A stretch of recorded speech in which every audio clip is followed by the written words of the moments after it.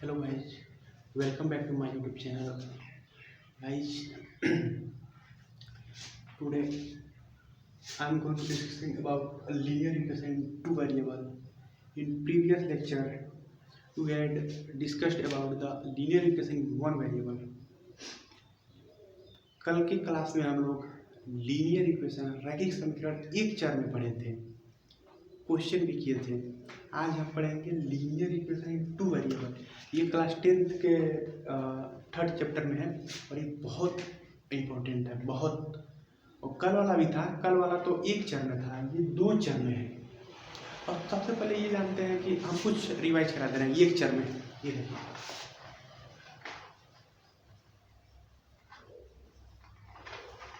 एक चर में रैखिक समीकरण हो गया, इसमें सिर्फ एक्स है। अब दो चर में रैखिक समीकरण क्या हुआ, इसमें दो वेरिएबल हो। ये देखिए,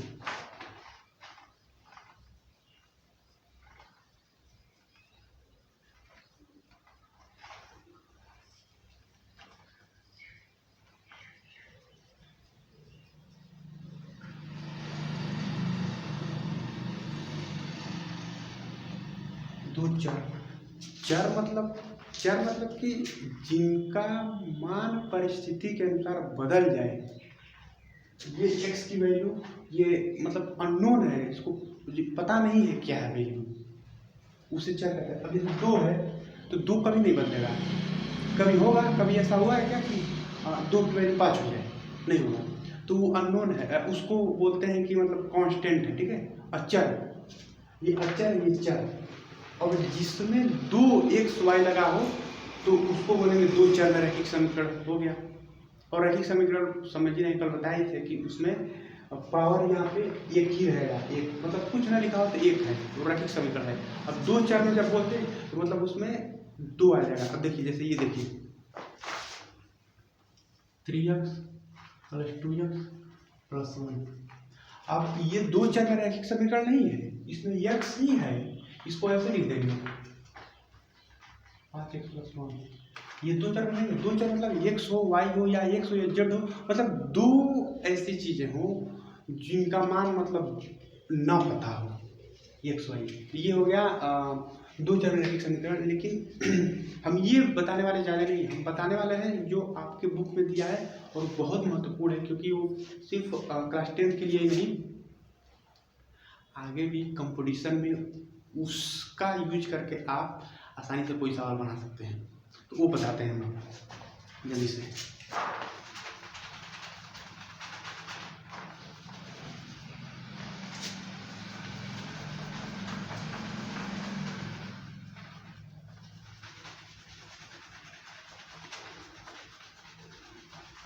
ये थोड़ा मार्कर वैसा नहीं है ना कि ऐसे करे तो मिटक जाए, इसलिए थोड़ा टाइम लग रहा है। तब तक आप नीचे वाले वीडियो में रील देखिए।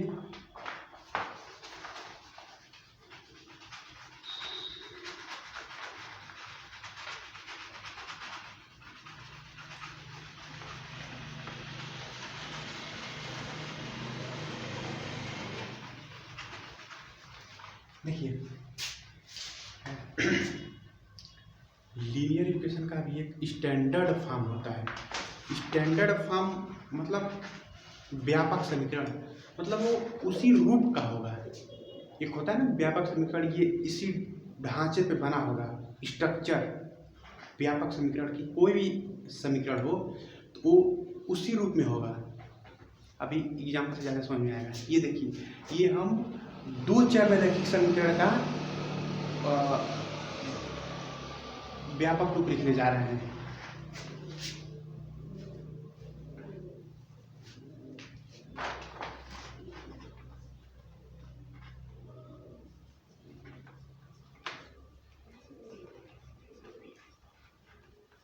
ये स्टैंडर्ड इक्वेशन है लीनियर इक्वेशन का इन टू वेरिएबल, ठीक। अब इसके आगे हम आपको बताते हैं कि कोई इक्वेशन दिया गया हो तो सॉल्व करने के बारे में तो बाद में बताएंगे, हम पहले ये जान लें कि इसका सॉल्यूशन होगा कि नहीं। सॉल्यूशन जो इक्वेशन दिया उसका सॉल्यूशन होगा कि नहीं। तो और यही आपके 10th में दिया है शुरू में कि ये बताइए, ये जैसे पैरेलल लाइन है, इंटरसेक्टिंग लाइन है, या कोइंसिडेंट लाइन सबसे इम्पोर्टेंट है। कोइंसिडेंट लाइन है क्या, ये पता करना है, उसी बारे में जल्दी से बताते हैं। ये देखिए, जैसे मान लीजिए ये है 2x + 3y बराबर 4। अब देखिए 4x + 6y बराबर 8। अब ये जो इक्वेशन है, हम बोले कि आप इसे सॉल्व करिए, तो उससे पहले आप ये तो पता कर लें कि इसके सॉल्यूशन होंगे कि नहीं। सॉल्व करना अलग बात है, ये पता कर लें।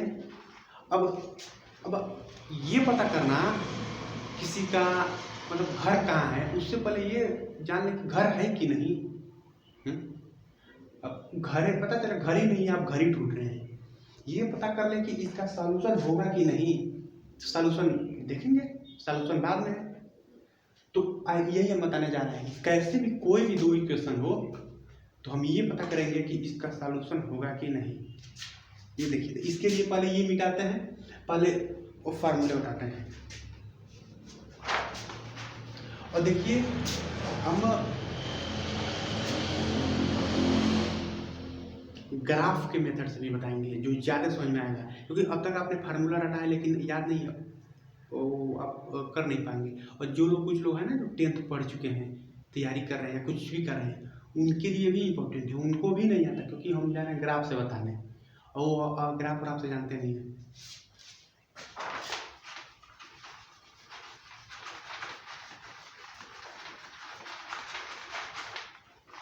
देखिए, दो हम ले रहे हैं इक्वेशन, 2 वेरिएबल में 2 इक्वेशन। 2 वेरिएबल में एक इक्वेशन सॉल्व नहीं हो पाएगा। देखिए, जब दो चीज़ें अननोन हो तो उनको पता करने के लिए 2 इक्वेशन चाहिए। जितने अननोन उतने इक्वेशन। 3 अननोन है अगर तो 3 इक्वेशन चाहिए, ठीक है। अब यहाँ देखिए, केवल x और y अननोन है। आप ये ना सोचिए कि c अननोन है, नहीं, c तो कांस्टेंट है, वो दिया रहेगा। हम अब जो इक्वेशन लिखने जा रहे हैं, मान लीजिए 2 इक्वेशन ये हैं, a1x b1x + c1, a2x b2y + c2 = 0।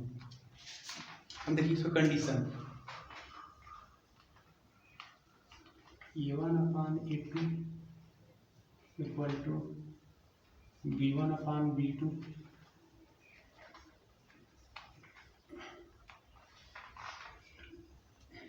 अगर ये ऐसा आ रहा है किसी इक्वेशन में, अभी एग्जांपल दे रहे हैं तो आपको ज़्यादा समझ में आएगा। अभी ये तो स्टैंडर्ड फॉर्म में है, अगर ऐसा आया तो बोलेंगे कोइंसिडेंट।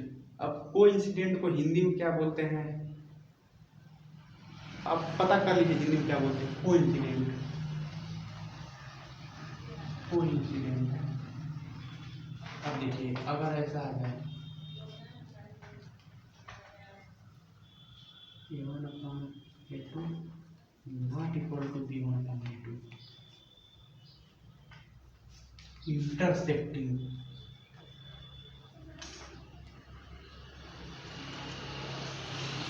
इंटरसेक्ट मतलब बताया था ना, काटना, कट कर रहा है। और अगर ऐसे आए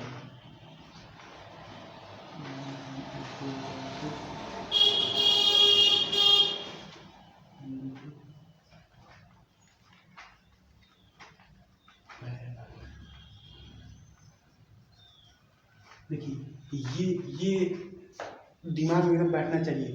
जब कोई इक्वेशन ऐसा हो a1/a2 b1/b2 c1/c2 अगर बराबर है तो कौन इंसिडेंट लाइन होगा। a1/a2 b1/b2 बराबर है तो इंटरसेक्टिंग लाइन हो गया।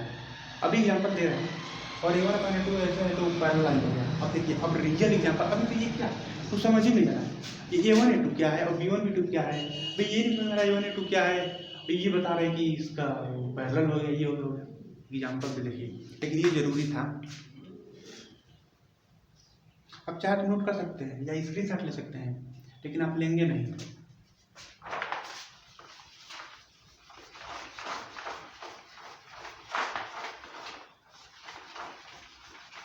ठीक है, स्क्रीनशॉट मत लीजिए, नोट भी मत करिए, लेकिन लास्ट तक वीडियो देखिए, क्योंकि क्या पता आज ही आपको ये अब तक जिंदगी में जिस चीज़ से सबसे ज़्यादा परेशान थे क्या पता आज ही आपका डाउट दूर हो जाए।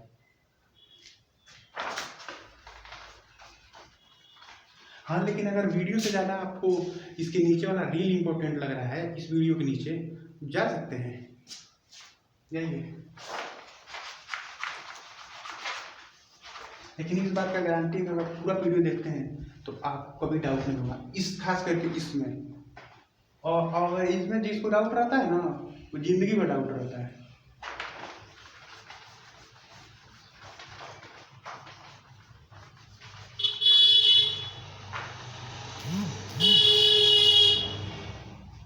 ये देखिए, x प्लस 2y प्लस 3 बराबर 0,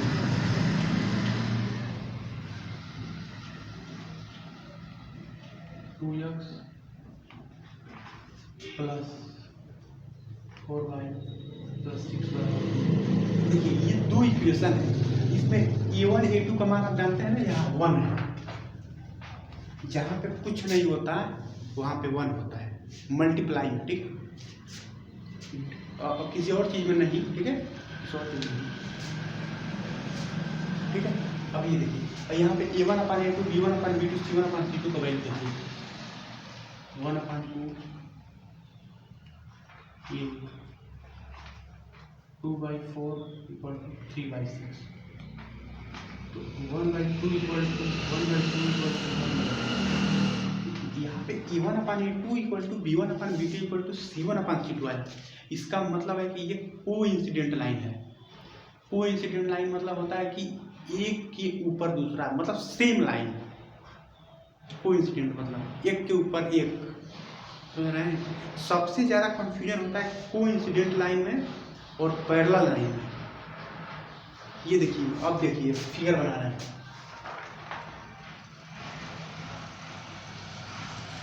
ये है पैरेलल लाइन, पैरेलल लाइन है इनकी, कोइंसिडेंट लाइन।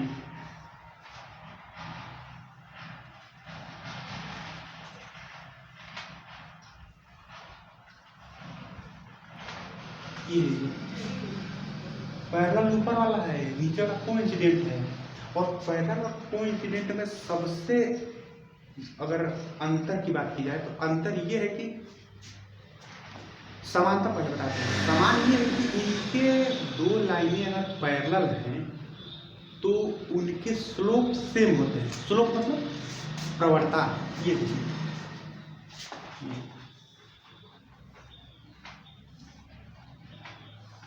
तो ये जो एंगल है, ये जो एंगल है, ये बराबर रहेंगे।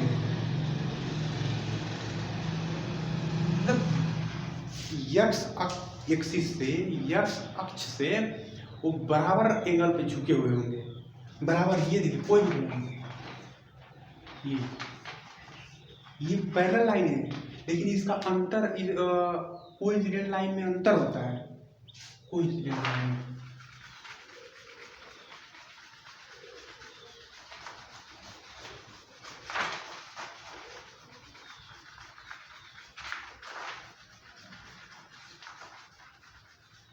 कोइंसिडेंट लाइन में सबसे बड़ा अंतर ये होता है, कोइंसिडेंट लाइन और पैरेलल लाइन एक दूसरे से कब अलग होते हैं। ये कि पैरेलल लाइन क्या पता है कि उनका दो लाइनें पैरेलल हैं तो यक्स अक्ष से उनका जो झुकाव होगा, स्लोप, वो सेम होगा।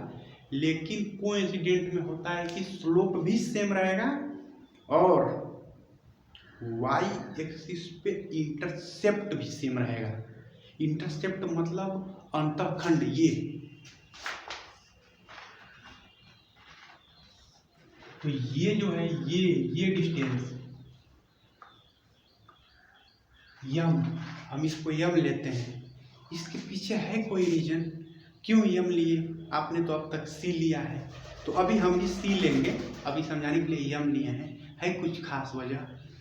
तो जो कोइंसिडेंट लाइन है उसमें जो स्लोप इंटरसेप्ट है वो सेम रहता है। इसलिए देखिए, मैं पैरेलल का बता रहे हैं, पैरेलल।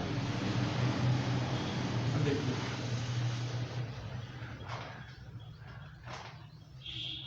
ये दोनों लाइनें पैरेलल हैं इनकी एंगल बराबर है, ये देखिए ये एंगल ये बराबर है, लेकिन इंटरसेप्ट देखिए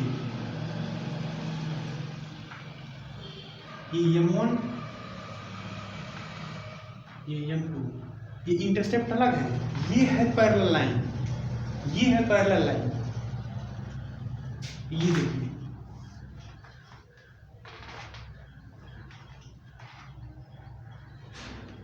इसी पे एक और बना दिए थे, ये हो गया कोइंसिडेंट लाइन। अब देखिए अब दूसरा बता रहा है इसका,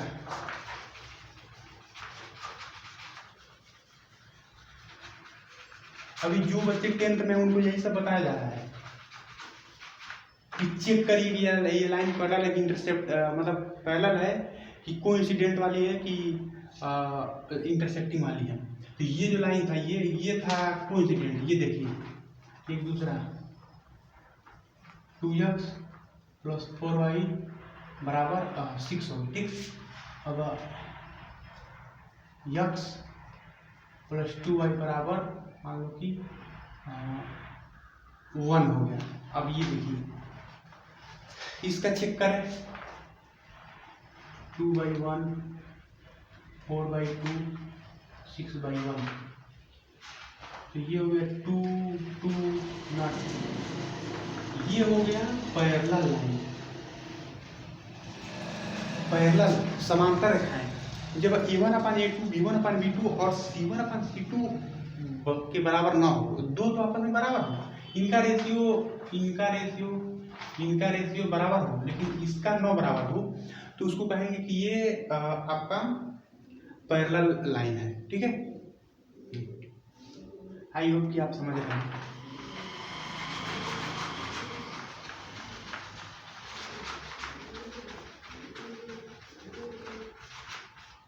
और जो ये लाइन है ना कोइंसिडेंट लाइन का इसके बता रहा हूँ, जो कोइंसिडेंट लाइन है इसमें इसका सॉल्यूशन अनंत होगा। देखिए एक लाइन में कितने पॉइंट होते हैं, अनंत पॉइंट होते हैं, इनफाइनाइटली में काउंट नहीं कर सकते। ये देखिए अब इस पे कितने पॉइंट हैं अब काउंट कर लेंगे। ये देखिए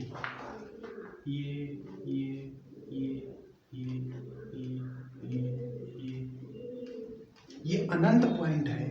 अब जो दो लाइनें को इंसिडेंट हैं एक दूसरे के ऊपर हैं तो उसके सॉल्यूशन भी अनंत होंगे, क्योंकि दो लाइनें, अब देखिए ये पॉइंट है तो इस लाइन का जो इक्वेशन होगा ये पॉइंट उसको सेटिस्फाई करेगा, संतुष्ट करेगा, उसका एक सॉल्यूशन होगा।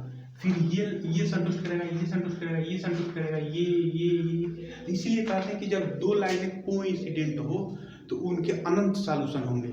और आप तक याद किए हैं बस कि A1/A2 B1/B2 C1/C2 होगा तो अनंत हो जाएगा। तो मत सोचिए, यहाँ तो देखिए कोइंसिडेंट है, दो लाइनें कोइंसिडेंट हुई तो उसके इनफाइनाइटली मेनी पॉइंट होंगे उन पे, और वो सभी पॉइंट उसको सेटिस्फाई करेंगे कि वो अनंत है। और पैरेलल लाइन जब आती है तो हम क्या कहते हैं, कोई सॉल्यूशन ही नहीं होगा। क्यों सॉल्यूशन नहीं होगा, पैरेलल है तो। ये देखिए मान लीजिए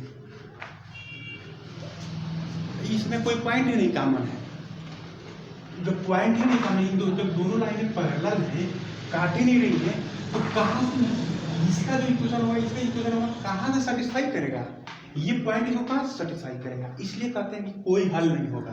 तो आप याद करते हैं, याद मत करिए, दो लाइनें पैरेलल हैं तो उनमें कोई पॉइंट कॉमन ही नहीं है, जब कॉमन नहीं है तो सेटिस्फाई नहीं करेगा, तो इसलिए कोई सॉल्यूशन ही नहीं है। लेकिन जब ये आती है ये, तो इसमें अनंत पॉइंट कॉमन है, उस लाइन पॉइंट है, इसलिए उसको सेटिस्फाई करेगा। और अब आता है इंटरसेक्टिंग लाइन।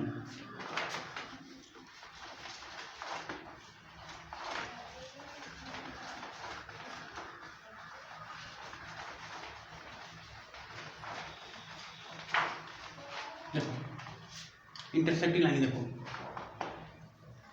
x + 2y बराबर मानो 4 हो गया, ठीक। मान लो यहाँ 2x + y = 1, ये देखो 1/2 2/1 ये बराबर ही नहीं है, 1/2 2 के बराबर नहीं है। तो यहाँ पे कहेंगे कि सॉल्यूशन है ये इंटरसेक्टिंग लाइन है। इंटरसेक्टिंग लाइन है मतलब एक लाइन ये है, एक लाइन ये है, तो ये यहाँ पे इंटरसेक्ट कर रहा है, मतलब यहाँ पे काट रहा है, तो यहाँ पर जो पॉइंट होगा वो दोनों को सेटिस्फाई करेगा, तो इसलिए ये इसका सॉल्यूशन होगा और ओनली वन सॉल्यूशन होगा इसका, समझे। अब ये बताइए, ये लाइन इधर से जा रही है, ये लाइन इधर से जा रही है, अब यहाँ पे काट दी इसको, एक जगह काट दी, अब क्या ये कभी कभी ये इधर चली जाएगी, ये चली जाएगी,